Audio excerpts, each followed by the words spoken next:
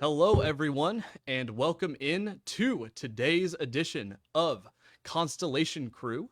As always, my name is Greg Gallagher. I'm a graduate student here at at Ball State University, and we are coming to you live from the Brown Planetarium here at Ball State in beautiful Muncie, Indiana.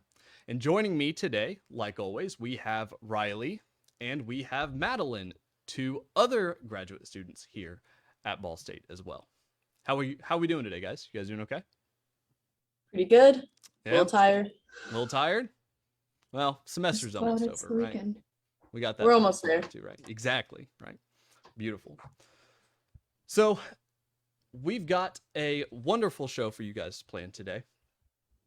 We are, of course, using Stellarium just like usual, right? And we are located here in Muncie, Indiana, and we're facing the north. Those of you that have watched other editions of Constellation Crew might notice that that's a little bit different than normal, right?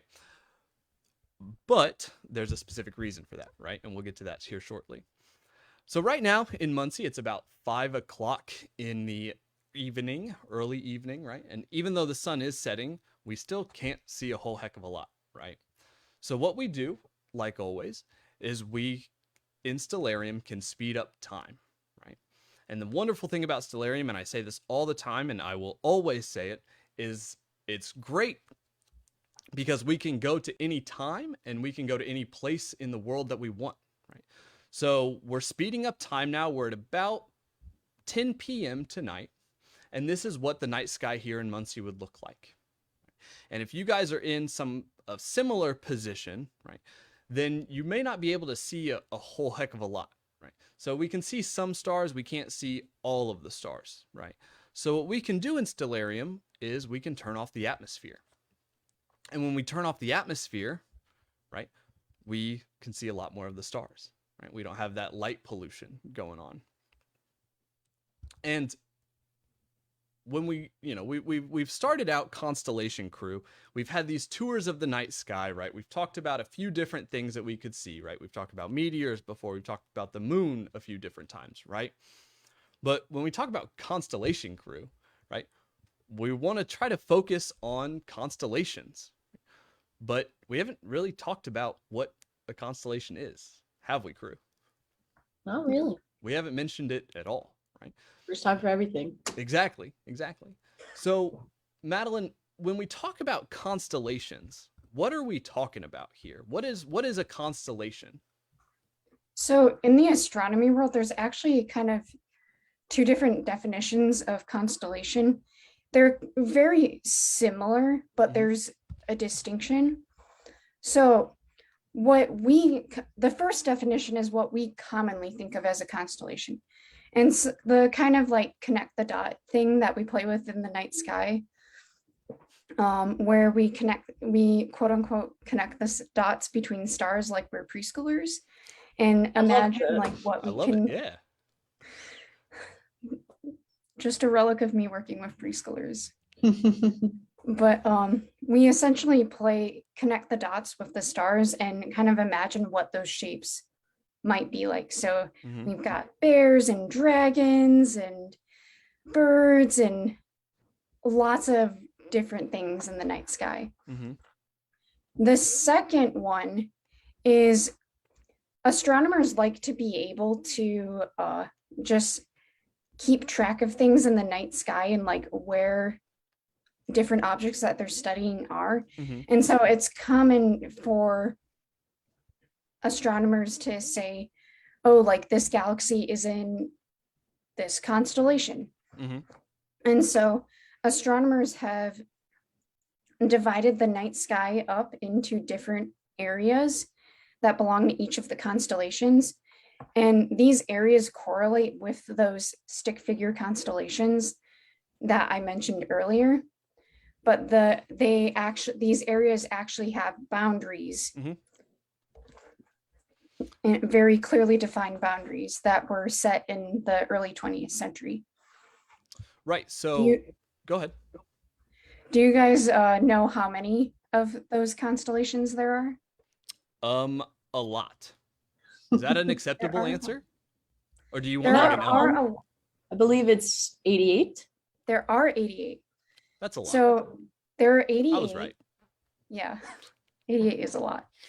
There are a lot of the ones, particularly in the Northern Hemisphere, are actually inspired by Greco-Roman tradition. Mhm. So like Hercules, Orion, Ursa Major, pretty much all the really famous ones have their roots in Greco-Roman tradition. That's interesting. And it kind of explains, right, why we see different constellations like Hercules and Orion, right? So those are typically thought of as Greek myths, which were then adopted, right, by some of them, right? Most of them were adopted by the Romans later on, right? So those of you that are watching from home, and Stellarium is a free program, I would highly recommend it.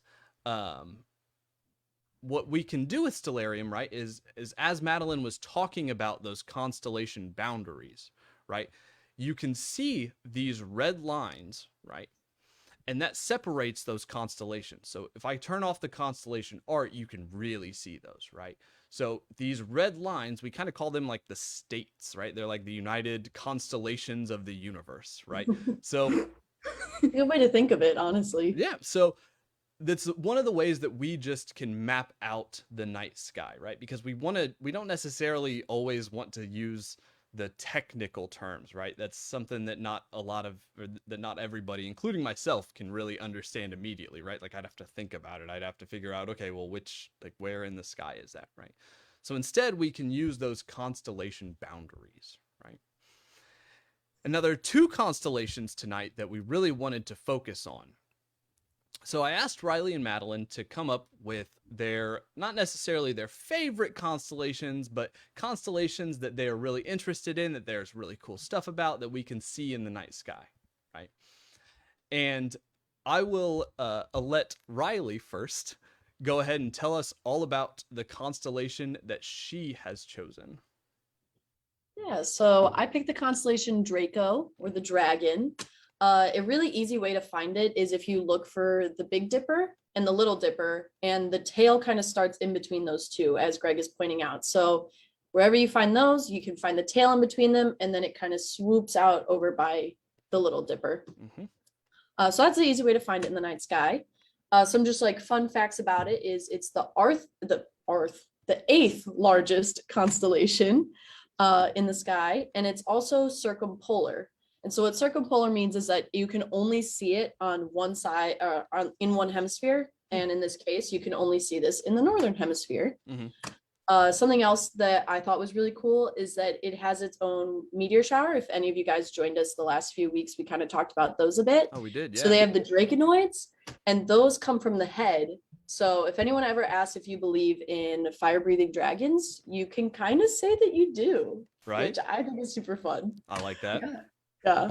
I wonder if that's actually like how that came about, right? Probably not, but that'd be interesting, right? You know, if it was maybe like we a could do some fire-breathing research on dragon. that. Yeah. It's kind of like we got like a real life Toothless for those How to Train Your Dragon. Hold on. First off, I have a real life Toothless, thank you. He's just a cat. He likes to think he's a fire-breathing dragon, but you know. Probably is the wrath of one. He is the size of one, yes. That is true. He's a big cat. Oh boy. Oh. But yeah, so those are just some cool fun facts about Draco. But something else that's really cool, you know how Madeline talked about, we use these constellations to kind of figure out where certain things are in the night sky. And one thing that's in Draco is the Tadpole Galaxy, which Greg will find now for us to see. But the Tadpole Galaxy, it's a barred spiral galaxy, which we have talked about before. Spiral galaxy just is the same as... Oh my gosh. I'm zooming into spiral a tree. is the same as... You good? Finding it? Yes. No, we're perfect. Good. You're good. I was just hidden in the trees. Oh. It is, yeah. So we've got one that's kind of worse when that happens. One that's kind of close to the horizon here, right? So there we go. So spiral galaxy, much like our own, the Milky Way, kind of looks like a little bit of a spiral. And then barred just means that it has like a central bar shape that is composed of different stars, right? if you look at it, it looks really interesting because it has this really long tail, which is why it's called the Tadpole Galaxy. Kind of looks like a tadpole. But that It really trail of does, stars too. is So when I yeah, first right? looked at this earlier today, like it was up and down, and I was like, that doesn't really look like a tadpole. But now that it's like in Sideways. this orientation, you can really see that for sure. You Yeah, can just see it that's like funny. It's swimming through the night just sky, you know? Yeah, exactly. like swimming along in the Yeah. the lake that is the universe. Yeah. But yeah, so that tail, you guys have any idea how long it is? I'm sure it's From astronomically the long. picture, I would guess about, I don't know, 3 centimeters, 4 centimeters. Maybe Fair maybe enough. maybe like 3 or 4 inches, I guess, right? So 6 or 8 centimeters. Yeah. I don't know. How close Well, am I? You're a little bit off. It's 280,000 light years long. Okay, so it's just So a that's little pretty off. long. And the galaxy itself from us is 420 million light years away. So it's pretty big galaxy, in my More opinion. than a hop, skip, and a but- jump away. More Yeah. than a hop, skip, and a jump. Yes, that is. Yeah, that is something. true. The reason they think that tail formed while you're finding the next thing is that they believed it actually merged with a different galaxy like over 100 million years ago, Wow. and that's what gave it that really long tail. So that's Interesting. one of my one of my new favorite constellations after learning about it is Draco. I mean, how can you get cooler than a fire breathing Breathing dragon. That is fair. Although I think Madeline might try to top it, right? So Madeline chose one of the constellations. It's actually one of my favorite because I love constellation. For me personally, I really like constellations that I don't have to try to find, right? Like I love the constellations that are easy to find because then I can, point to whoever I'm with and be like, hey, that's this, and it sounds like I know what Blow I'm their talking mind. about, right? Exactly, right. So it's just easy to pick out. So Madeline chose one of the constellations that's easiest in the night sky to pick out, and almost everybody can recognize it, right? And that is which constellation? Ursa Major. Oh man, that was your cue to say the Big Dipper, right? Like, man, The Big Dipper is an asterism Oh. in the Ursa Major. that is yes. So we're talking about Ursa Major, right? Big bear. Yeah, it's the which means like the big or great bear. Mm-hmm. So Ursa Major is like Greg said, it's a very easy constellation to find if you can find the asterism of the Big Dipper, Mm-hmm. then you should be able to find Ursa Major. But if you are challenged at finding these easy asterisms, then you can always use a phone app of some kind. That is also very true. Yes, I've used Skyview multiple times on my phone to figure out like what specifically I'm looking at. So Same. Good I'm a tool to fan. have. So you've talked about asterism. So what's an asterism? So we've talked about it a little bit, but I just want to remind our viewers what we're talking about when we say an asterism. So an asterism is this it's a collection of stars very similar to a constellation, Mhm. but it's not an official constellation. They're like groups of stars basically that kind of like help us find things. So you have like the Big Dipper, the Little Dipper, Summer Triangle, the Northern Cross. There's like a handful of them out there. And I guess in a sense, I have topped Riley, and now that I think about it and you mention it, because though Draco may be the 8th largest constellation, the Ursa Major is actually the 3rd largest. What is the largest? I looked it up and I regrettably don't remember. I don't remember either. So Madeline, why don't you go Either. ahead and wait? Do you know this, Riley? No. Oh, see, okay. So Madeline, why I don't can you, look why it don't you up while talk about Madeline- Ursa Major a little bit while I look this up because I just want You're to. looking it I'm up. curious. Yeah, so like it's the 3rd largest in the sky and it is also circumpolar like Draco. So I guess we got a bear and a dragon just circling around the North Star, having the times of their lives. Partying it up. Oh yeah, they're having a big time. So one of my favorite things though that, and I didn't realize this till the other day, but there is actually a really cool galaxy in the Big Dipper, Mm-hmm. and it's called the Cigar Galaxy.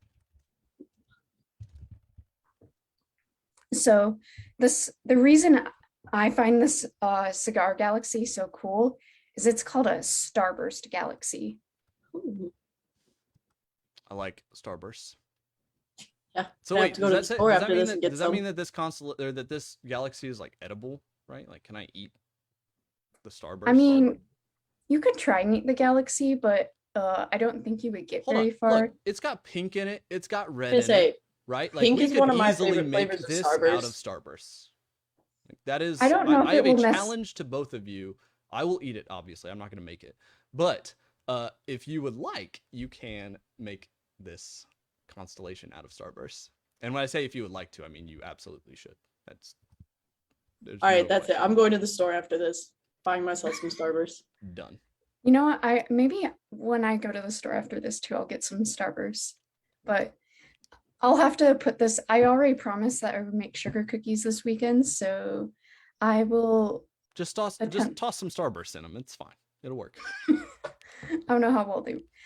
Anyways, you could try to eat the Cigar Galaxy if you were willing to travel all 12 million light It'd years. probably eat you, That's actually.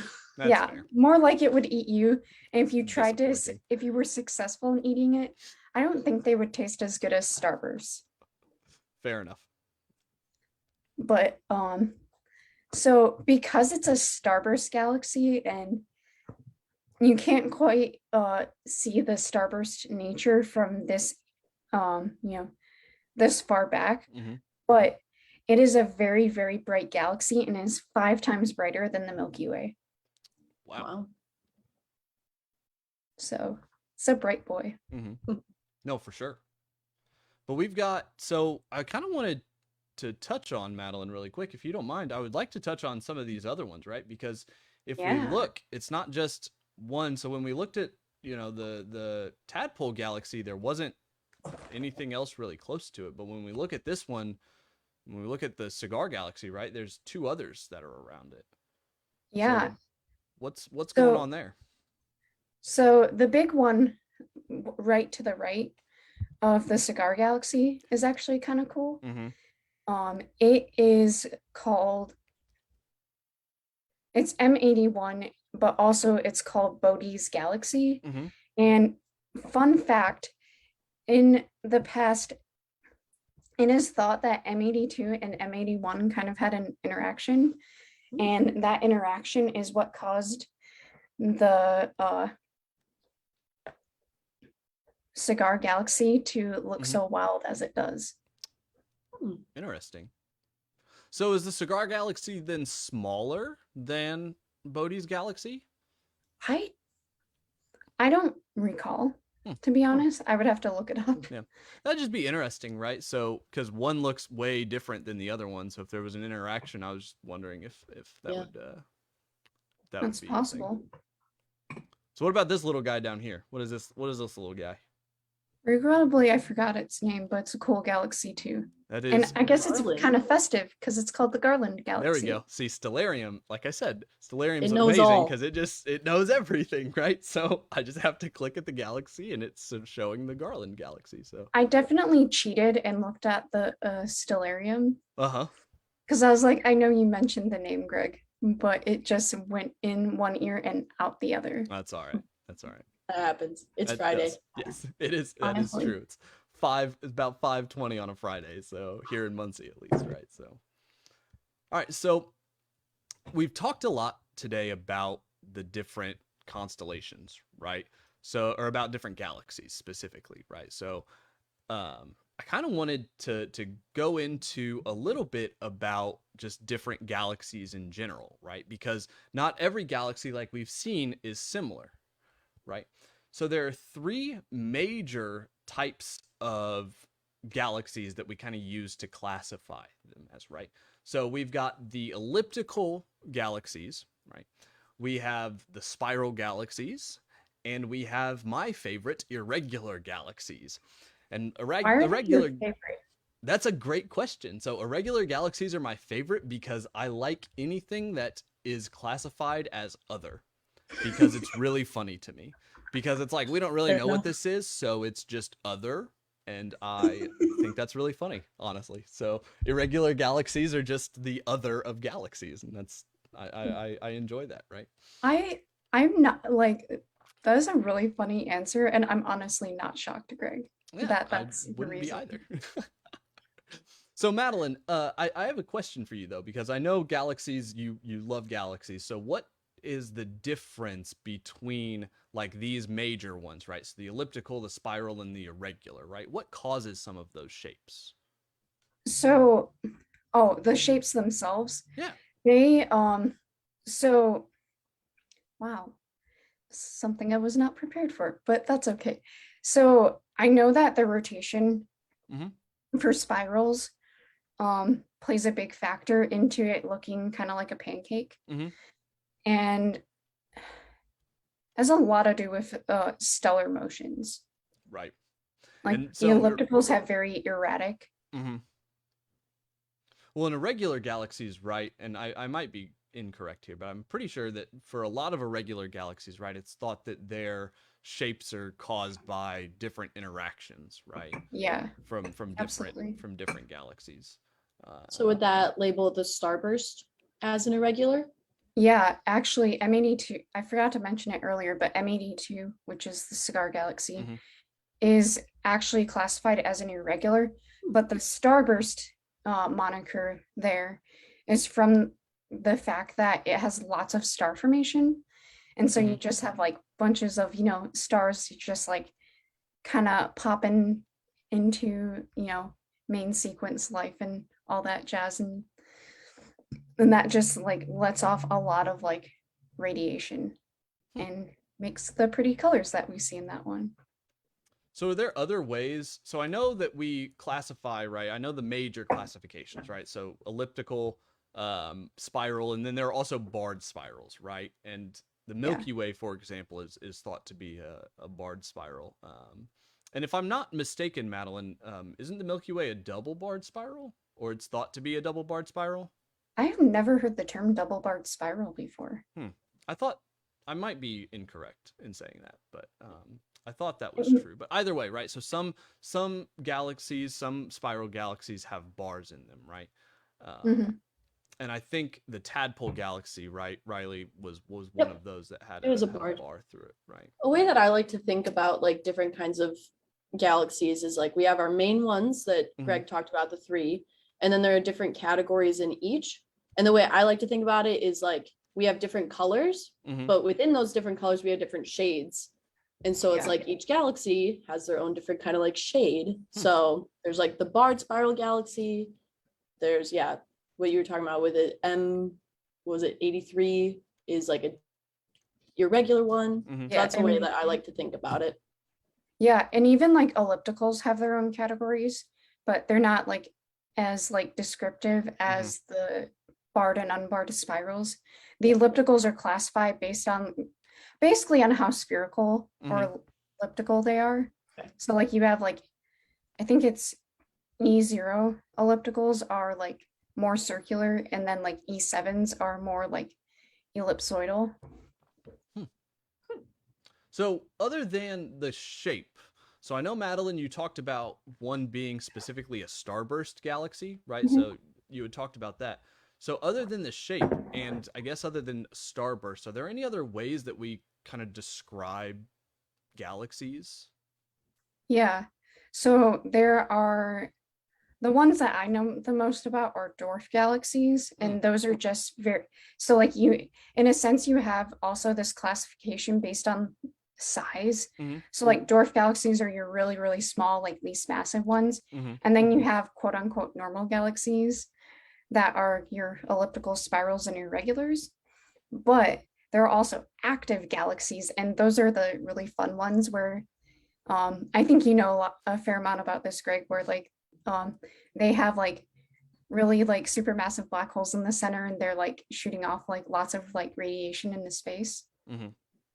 Yeah, so exactly. So as Madeline said, or kind of alluded to, right? So my research area is specifically around active black holes, right? So, or active galactic nuclei, right? So that is absolutely true. Yes. Mhm.